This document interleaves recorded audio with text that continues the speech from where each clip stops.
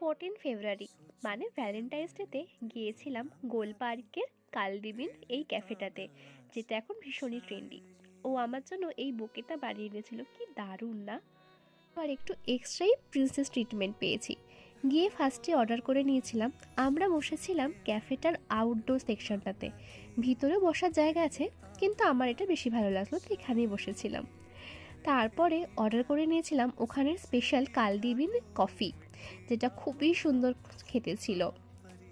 আমরা ডিস্ট্রিক্ট থেকে বুকিং করে গিয়েছিলাম, দেখলাম পরে ফাঁকাই ছিল, বুকিং না করে গেলেও হতো। এর উপরে দেখলাম একটা ছোট্ট কিউট টেডি রাখা, আমার তো নিতে ইচ্ছা করছিল। তারপরে নিয়েছিলাম একটা ওয়াটারমেলন মকটেল, যেটা খুবই সুন্দর খেতে ছিল। আর ওদের ওখানে স্পেশাল চিমচুরি প্রনসটা, যেটা তো খুব সুন্দর খেতে ছিল, একটা লেমন ফ্লেভার ছিল ওটার মধ্যে। তো ওটা হাফ খেয়ে আমাদের চলে এসেছিল বারবিকিউ চিকেন থিন ক্রাস্ট পিৎজাটা, যেটা তো আমরা পুরো শেষই করতে পারিনি। বাই দ্য ওয়ে, ক্যাফেটা তো খুবই খুবই সুন্দর লেগেছে আমাদের। আর এই যে আমার গিফট ভ্যালেন্টাইন্সে, এটার ভিডিও পরে আসতে চলেছে আলাদা করে।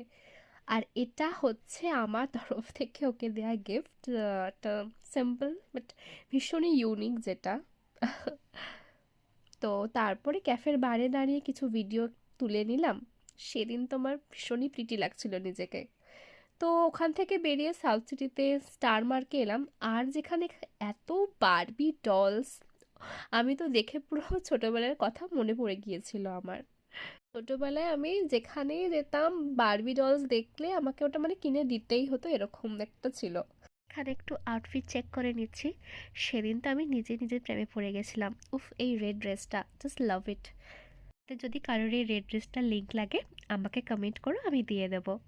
তো আসছি, দেখা হবে পরের একটা ব্লগে। লাইক করো, সাবস্ক্রাইব করে দিও।